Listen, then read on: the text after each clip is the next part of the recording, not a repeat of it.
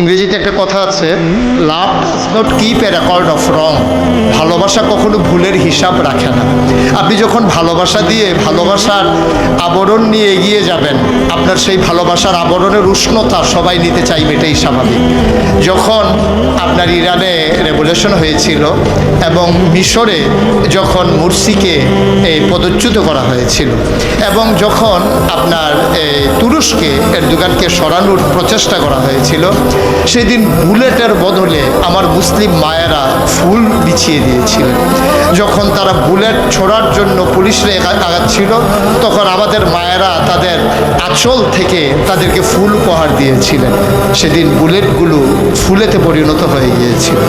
আমি এমন এক মুহূর্তে কথা বলছি যখন এই দেশের অবস্থাটা হচ্ছে এমন, হাজারো প্রাণের বিনিময়ে, মায়ের ইজ্জত আবরুর বিনিময়ে যে দেশকে মানুষ স্বাধীন করেছিল 50 বছর আগে, 50 বছর পূর্তিতে আজকে দাঁড়িয়ে খেদুক্তির সাথে আমাদেরকে বলতে হচ্ছে ধরা যাবে না, ছোঁয়া যাবে না, বলা যাবে না কথা, রক্ত দিয়ে কিনে নিলাম আজব স্বাধীনতা। সে আজব স্বাধীন দেশে আজকে আমরা কথা বলছি। আজকে এখানে যে দেশের সর্বোচ্চ পর্যায় থেকে ঘোষণা করা হচ্ছে দুর্ভিক্ষ আসছে, দুর্ভিক্ষ আসছে, যেটা অনেক আগেই কবি ফররুখ বলেছিলেন, এখানে এখন রাত্রি এসেছে নেমে, তবু দেখা যায় দূরে বহু দূরে হেরার রাজতোরণ। এখানে এখন প্রবল ক্ষুধায় মানুষ উঠেছে কেঁপে, এখানে এখন অজস্র ধারা উঠছে দু চোখ ছেপে, তবু দেখা যায় দূরে দেখা যায় হেরার রাজতোরণ। আর এই হেরার রাজতোরণকে দূর থেকে কাছে নিয়ে আসার জন্যে মাজলিসুল মুফাসসিরিন কাজ করে যাচ্ছে। সম্মানিত উপস্থিতি, আপনারা জানেন হালাকু খান আর চেঙ্গিস খান যখন মুসলিম স্থাপত্য শৈলী আর জ্ঞানের ভাণ্ডারকে আগুনে পুড়িয়ে ছাড়খাড় করে দিচ্ছিল, তখনও সেখানে ওলামায়ে কেরাম আপনার কিভাবে তায়াম্মুম করতে হবে সেই মাসালা নিয়ে তারা বাহাস করছিল। আজকেও বাংলাদেশে আমরা সেই প্রেক্ষাপট দেখতে পাচ্ছি। আজকে বাংলাদেশে যখন ক্ষুধিত মানুষেরা রাস্তায় কুকুরের সাথে খাবার নিয়ে কাড়াকাড়ি করছে, যখন আমার কোরআনের পাখিরা চার দেয়ালে আজকে বন্দী হয়ে মানবেতর জীবনযাপন করছে, তখনও আমরা কে বড় কে ছোট সেই কথাগুলো নিয়ে আজকে ময়দানকে কাঁপিয়ে দিচ্ছি।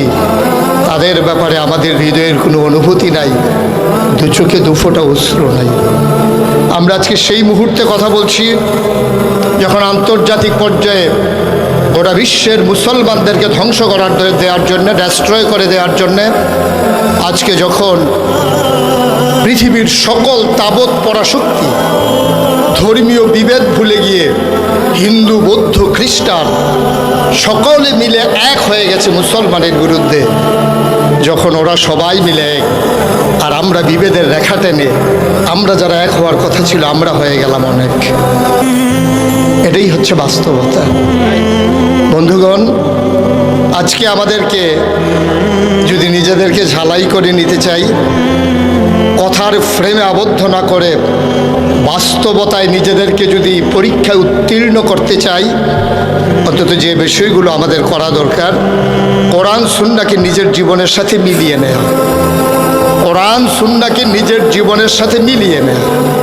অনেকটা প্র্যাকটিসিং মুসলিম যাকে বলে, সেই রকম প্র্যাকটিসিং মুসলিম হিসেবে নিজেকে সমাজে উপস্থাপন করা, ব্যক্তি জীবন এবং সাংঘর্ষিক জীবনে এক ও অভিন্ন হওয়া। আমরা ব্যক্তি জীবনে অনেকে হয়ে যায় একরকম, সাংগঠনিক জীবনে হয়ে যায় আরেক রকম। আমরা মনে করি সাংগঠনিক জীবনে আমানতদারির যত প্রয়োজন, ব্যক্তিগত জীবনে বোধহয় আমানতদারির তত প্রয়োজন নাই। কিন্তু বোঝা লাগবে ব্যক্তির সমন্বয় কিন্তু সংগঠন। ব্যক্তি যদি ভালো হয় সংগঠন মানে উত্তীর্ণ হয়। আর ব্যক্তি জীবনে যদি আমরা মানে উত্তীর্ণ হতে না পারি, হয়তো অনেক লোকের সমাহার হবে, কিন্তু সে ফুলগুলো হবে বাসি, সে ফুলগুলো হবে বনফুল, সে ফুলের মালা কখনো সৌরভ ছড়াতে পারে না। যেহেতু মাজলিসুল মুফাসসিরিন একটি ফুলের মালা, সেখানে যদি বাছাই করে ফুলগুলি দেয়া হয়, তাহলে সে ফুলের মালার সৌরভে গোটা জাতি সুরভিত হবে। বন্ধুগণ, সহমর্মিতা, সহযোগিতা, সমবেথী হওয়া, এটা আজকে খুব বেশি প্রয়োজন। আজকে কাদা ছোড়া থেকে যদি উঠে আসতে হয়, তাহলে সহমর্মিতা, সমবেথী হওয়া খুব বেশি প্রয়োজন।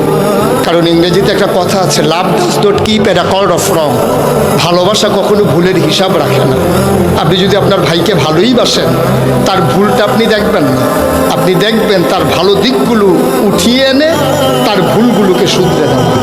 আমরা শুধু ভুলগুলোই বলতে জানি, কিন্তু শুধরে দেওয়ার ভিতরে তার ভিতরে যে অনেক মেধা, অনেক প্রতিভা, এইগুলো আমরা তার সামনে উপস্থাপন করি না বিধায় সে আমাদেরকে শত্রু ভাবতে শিখে।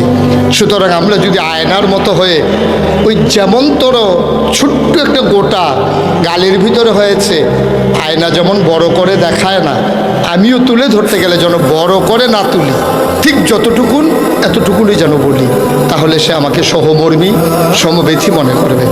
সমাজের মানুষের কাছে উত্তম রূপে নিজেদেরকে পেশ করতে হবে। কেন আসবে আপনার ডাকে মানুষ? আপনাকে যদি ভালো নাই বাসবে, কেন আসবে আপনার ডাকে মানুষ? আপনি যদি তার ডাকে সাড়া না দেন, আপনি তার ডাকে কখনোই যাবেন না, আর আপনি ডাকলেই চলে আসবে, তো এক অলিক কল্পনা। এটা কীভাবে সম্ভব? আপনি বারবার যাবেন, তারপর আপনি প্রত্যাখ্যাত হবেন। একদিন হয়তো আপনার হৃদয়ে ভালোবাসা, তার হৃদয়ে আপনার ভালোবাসা জমে যাবে, সেদিন হয়তো আপনার ডাকে সে সাড়া দেবে। সুতরাং আমি বলতে চাই, কবি ফররুখ অনেক আগে বলেছিলেন, রাত পোহাবার কত দেরি পাঞ্জেরি, এখনো তোমার আসমান ভরা মেঘে, সেতারা হেলাল এখনো ওঠেনি জেগে, তুমি মাছ তুলে আমি দাঁড় টানি ফুলে, অসীম কুয়াশা জাগে শূন্যতা ঘেরি, রাত পোহাবার কত দেরি। আমি যখন এই কবিতাটা আবৃত্তি করছিলাম, তখন হৃদয় থেকে 4 লাইন কবিতা আমি গুনগুন করে গিয়েছিলাম। ঘুমিয়ে ঘুমিয়ে অলসতায় আর না কাটুক দিন, পূব আকাশে সূর্য হাসে দিগন্ত রঙিন, মুঠো ভরে আলো এনে আধার সরাও দূরে, ভাঙা মিনারায় আজান শোনাও বেলালেরই সুরে। এখানে আজকে শুধু বেলাল হুসেন হেলালির কণ্ঠেই সঙ্গীত শুনবো তা নয়, কিন্তু আজান ধ্বনিত হবে প্রতিটি বেলালের কণ্ঠে।